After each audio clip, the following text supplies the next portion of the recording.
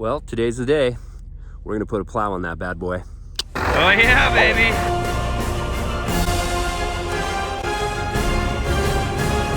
I don't think you should be going this far. What do you think? I'm too old for this, but I like it. There is the driveway behind us. And I just talked to my mom, and I guess she's sending us some Christmas packages, and UPS just said they had an issue. Can you tell what the issue was? Let's go.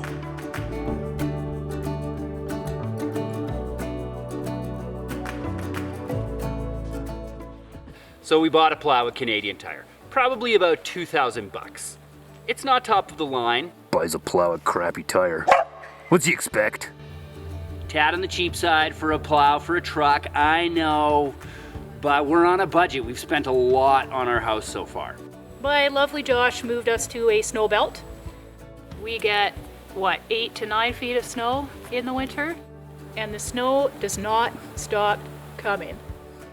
Well, just to give you an idea, the snowfall, there's our beautiful little home that we're trying to get windows in for January, but we have a massive driveway and it's snowing. So hopefully this little plow can do the trick and I can maintain it. Ay, ay, ay. We're putting it on our 1990 Ford F-250. My main issue was the leads that were going to attach to the battery. They didn't want to fit in my big old truck. They're ready for all these new rides. So I had to tomfoolery it and replace the leads. There goes the warranty. So here's the moment of truth.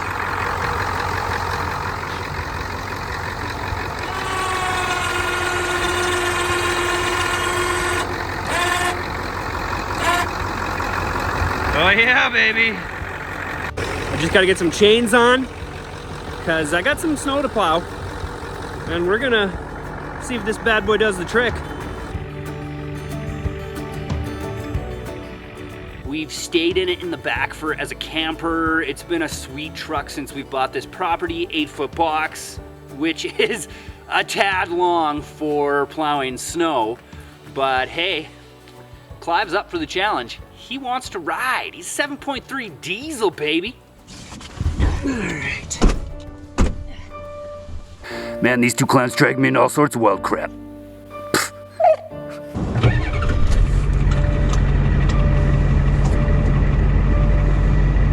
Man, this thing is a beast.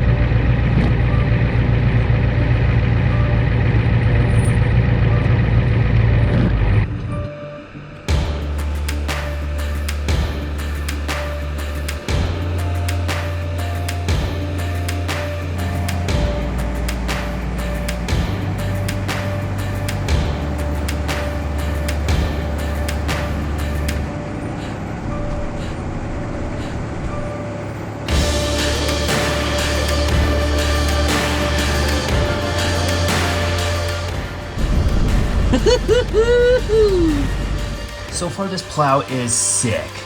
It has a 3,000-pound electric winch that has no problem. The skid shoes are adjustable on the bottom. I was a little worried about our uneven driveway. It slides into a 2-inch front end receiver hitch, and then it has a set of blade stiffeners for a 3-point connection. Wicked sturdy.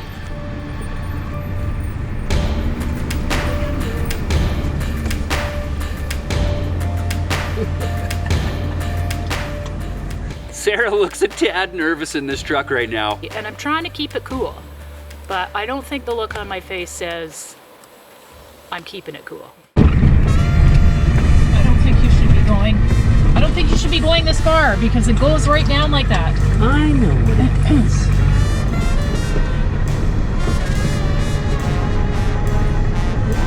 Yeah, you're getting pretty close to the edge there.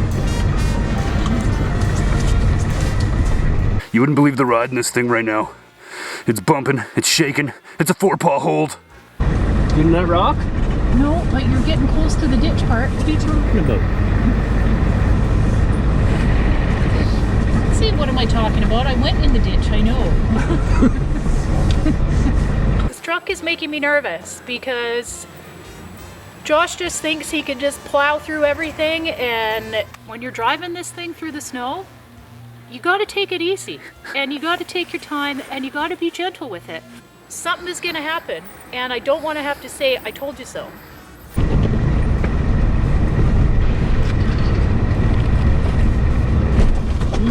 Jump there. Yeah. I think you pushed it far enough forward. That might have been too hard. Okay, let's check it out. Okay. Oh, yeah, that's bent, broke. Right there, reaches. Told you so. Sometimes I'm talk for 15 minutes, and he goes in with a totally different story, like he hasn't heard a word I said. It's a daily battle. Tend not to listen, selective hearing, you know what I mean, guys? Dumbass. Well, overall, the plow did pretty good. We cleared around the house. I may have been a little rammy. Slightly. Just a little bit. Just a tad. So overall, plow did good, but the welds on the receiver hitch, not so much. Anybody know a welder? Well, there you have it. Another episode of these two clowns trying to live that off-grid lifestyle. Yep. Make sure you like and subscribe if you want to see some more, because I'm sure they're going to mess up again. Much love to y'all. Chezzy out.